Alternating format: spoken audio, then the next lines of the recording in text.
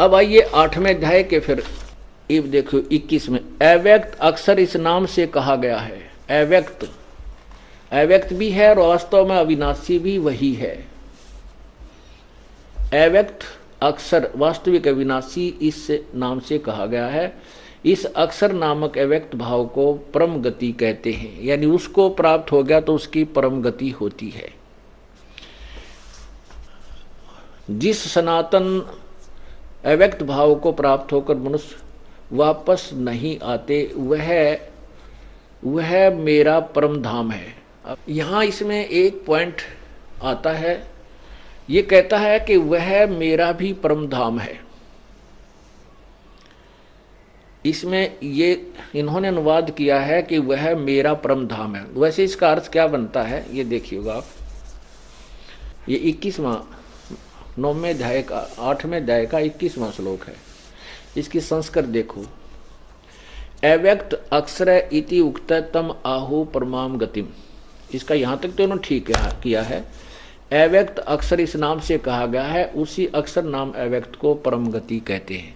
अब यहाँ गड़बड़ कर दिया, इसमें गड़बड़ कर दिया, इसको हम यहाँ से सुलझाएंगे। यम प्राप्य न निवर्तन्ते तत् धाम परमम मम।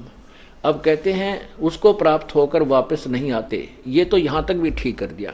अब ये कहता है वह मेरा परम धाम है। इसका अर्थ ये भी हो सकता है, करना है कि तत् धाम परमम परमम। अब इसको यदि हम इन्हीं की बात को माने कि वो मेरा परम धाम है, वो भी सुलझाएंगे। वैसे इसका अर्थ ये बनता है कि वो धाम मेरे वाले, वह लोक मेरे लोक से श्रेष्ठ है। परम माने श्रेष्ठ, वो मेरे से परम श्रेष्ठ है, मेरे धाम से भी वो परम श्रेष्ठ है। यदि हम इसी के इनके अनुवाद को ठीक मानकर चलें तो भी आपको एक उदाहरण देता हूँ।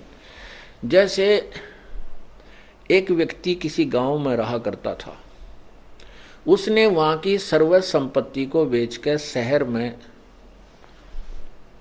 अपना कोई बिजनेस स्थापित कर लिया, मकान भी बना लिया, और वो वहाँ 3 पीढ़ी जा चुकी है। चौथी पीढ़ी का व्यक्ति, चौथी पीढ़ी के व्यक्ति को वहाँ उसी गांव का कोई व्यक्ति मिलता है। जब बात चलती है वो कहता है कि भाई वो गांव है ना, मैं भी उसी गांव के, हम भी उस गांव के हैं और हमारा ये गोत्र है। अगर इसको ये ऐसा ही मान कर चलें कि ये काल ये कह रहा है कि वो मेरा परम धाम है, यानी मेरा वास्तविक स्थान तो वही है लेकिन मैं यहाँ रह लग गया, तो उसको ये उसका यही अर्थ जानिए कि काल इस दृष्टिकोण से कह रहा है कि मेरा भी परम धाम, मेरा मुख्य धाम तो वही है, क्योंकि मैं भी वहीं से निष्कासित हूँ, वहाँ से छोड़कर आया हूँ।